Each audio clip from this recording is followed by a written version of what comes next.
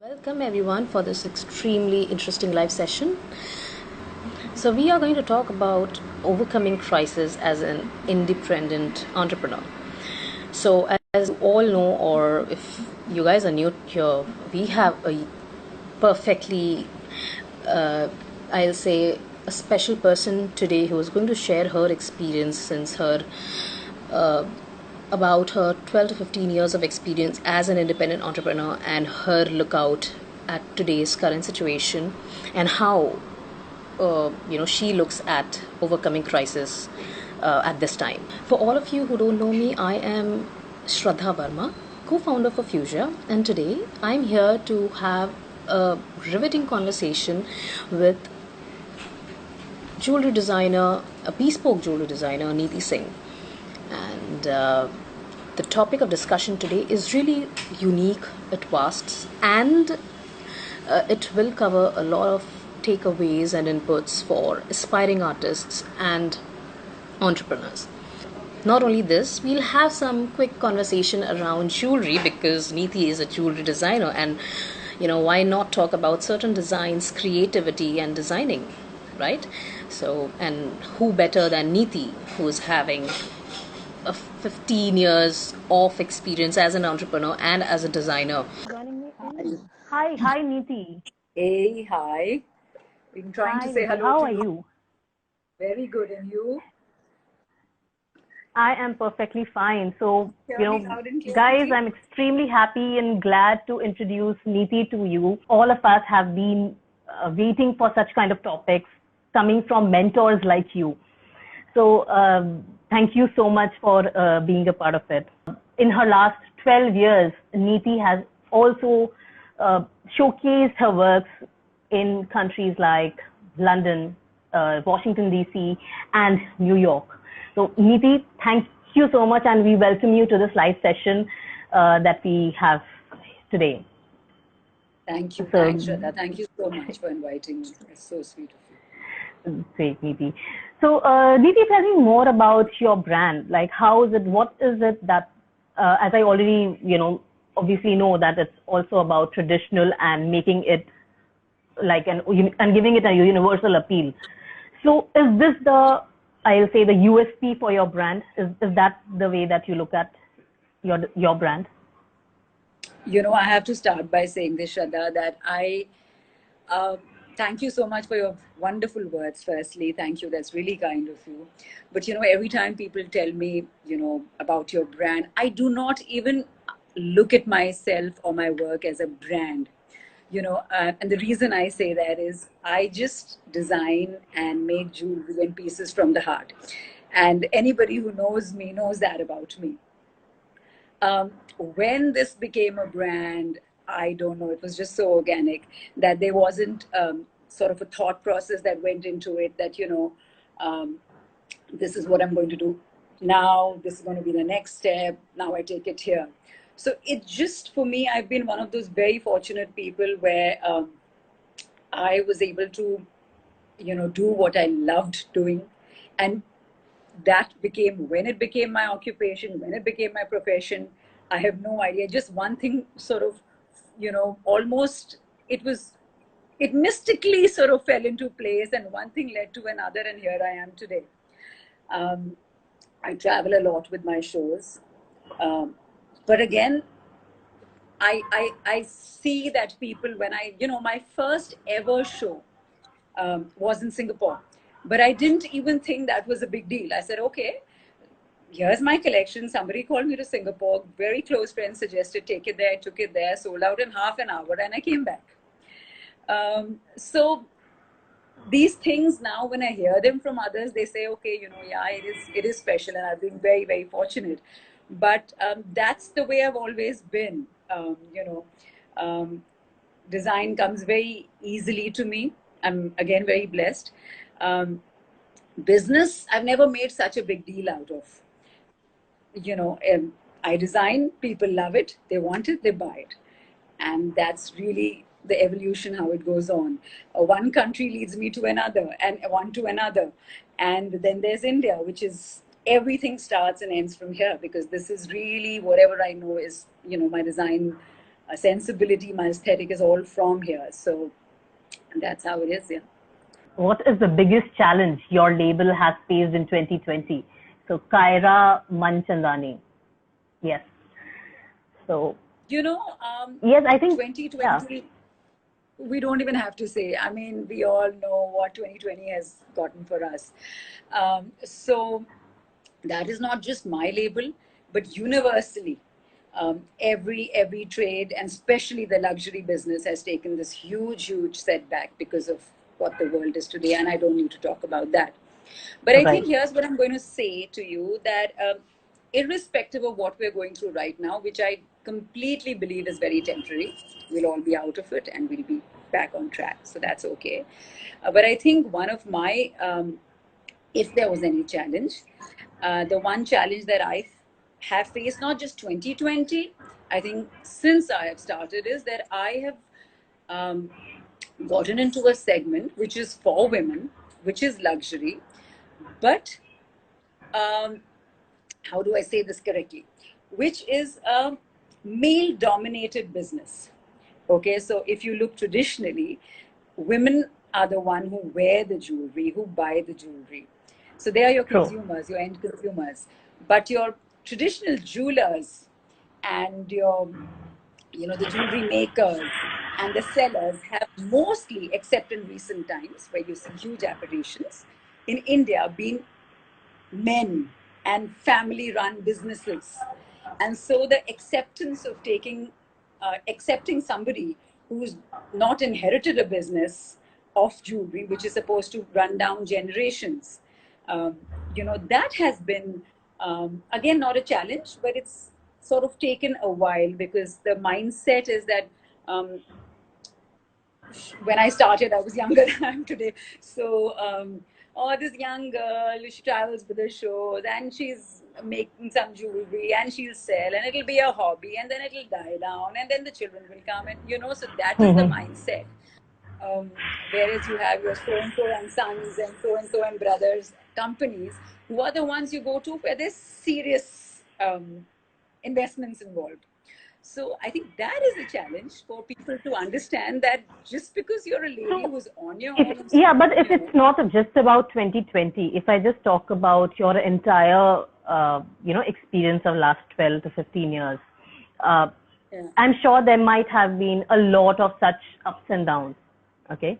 So now, as an independent entrepreneur, when you say first came across such a situation where you felt that, okay, here is a hurdle, what was your state of mind and how did you overcome it? I mean, I just want us to know, how do we actually face such a situation when we at all come across such a situation in our life while Anytime. developing our business or anything. Yes, exactly, anytime. So how is it that, how do you do that? What is the state of mind that we should have? What is it that keeps you going during such situation? So firstly, like in anything else, you need to have the right temperament when you're becoming an entrepreneur. So, which is very important. I've had challenges too. When you're traveling alone, you're having shows, it's inventory, there's money, there's a whole lot of stuff that's involved, and things happen, glitches happen, on and off. Um, One thing is, you keep your cool first and foremost, because it's going to pass. It's just that moment, you have to, you know. Secondly, I've been fortunate. I have an in-house advisor. I have my husband who's partnered with me emotionally through my, maybe not. That's very important. Yes. So he's partnered emotionally through my journey and the growth. So that is very important, because you need to have um, a very close group of people who you can trust with, and speak to about. So I've been very fortunate with that. These are I have a couple of people who I can turn to. You need to have a same head, and basically I'd say that I honestly mean this, that anybody, not just jewelry, and this, I say this again from a point of view of somebody who's gotten into a business at a later stage of life and on her own and independently, is that any business that you do, take it on only if you have the ability and temperament to look at it objectively. There will be, I've had fabulous shows and I've had awful days too.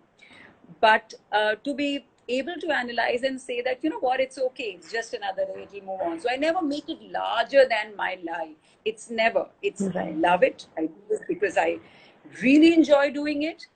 And I'll keep doing my best, but it cannot overtake what you're doing. It cannot overtake. The process always has to be smooth. And when the glitches come, deal with it and move on. That's it. Right. So that's something, Absolutely. yeah. So I was just saying that it's all about facing it with the right spirit, with the right positive note, because there is nothing that comes without any hurdle. If everything is smooth, it means that something is definitely not right. So That's not okay. I think There's that's some how. problem there. It's too smooth. Absolutely. So it's important to have your own squad that keeps you, Absolutely. motivating to go ahead during such crisis. Absolutely true. True. Great. So, Neety, I have a really special question here. So, could you give us some tips on wedding jewelry trends currently? Because I think as women and as a girl, we all look up to such styling tips.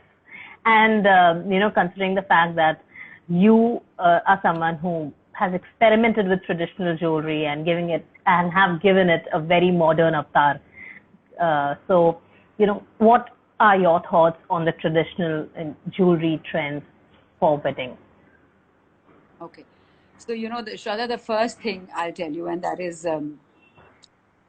that the word trends and wedding don't go along. Okay. That's my Okay. first tip to every bride to be. This is the one time in your life where you're going to be hopefully doing something which is for life, or at least for a very, very long time. And don't follow trends that time, because when you're going to be seeing your wedding albums later and your wedding pictures and videos 20 years later, you want to feel good about yourself always. So I honestly say this, that this is the one time in your life, at least for your mehendi and your wedding ceremony, try and be as traditional as possible. There is no need on this 2 days or one day of your life to um, experiment that much. You can experiment with colors, you can experiment with shapes, maybe, but India is a treasure trove of True. beautiful Indian bridal jewelry. Stick for one day in your life, and I trust me, every Indian girl looks beautiful or her best in Indian clothes and Indian jewelry. So for that one day, I'd say Absolutely. unabashedly go with what you together pick with your mothers and mothers-in-law, where don't think of minimalistic jewelry that day. Wear your choker, chand balas, tikas, whatever you can pull off. And you are not going to look out of place, and you are not going to look dated. Um, you are going to be able to pull it off. So, really, my one advice, firstly, is to every young girl who comes there and says, don't modernize that one day, only that one day of your life. Make it beautiful, make it princess like, do all of that. And modernize the rest of your occasions, your cocktails, your receptions, and everything else. So, that really is one advice. And the second one is, which the mehendi is what I always say, is that is your last day of being girly, to Yes. going on to being a woman, right? So officially, on that day, I always say wear color, um, colored jewelry. So my Navrat and I have gotten out of my studio and come here. So I had planned to show you some of the pieces, maybe at some point if the next better I can go is, or go onto my Instagram page, Neety Singh Jewelry. So, Navratan Chand Balas, Navratan Kadas, chokers look beautiful on your mehendi because you're not dressed in a bridal way. You're wearing sort of simpler clothes, and colored jewelry, which is playful, which is happy, which is dancey with the mehendi, looks beautiful. And that's the last day of you celebrating your bachelorhood and as a young girl, and True. with your parents. So that's one thing. That's my little two bit for the girls. And So I have one more question, Neety. When it comes to redesigning jewelry or when it comes to investing in new jewelry, what is the thing that you suggest? Is it redesigning some old jewelry, giving it a new feel, or reinvesting in new jewelry, or is it like totally independent? No, nothing. What advice would you give? I'd say a bit of both is realistic. Okay. Um, I would say that you have to get some new things because things do get dated.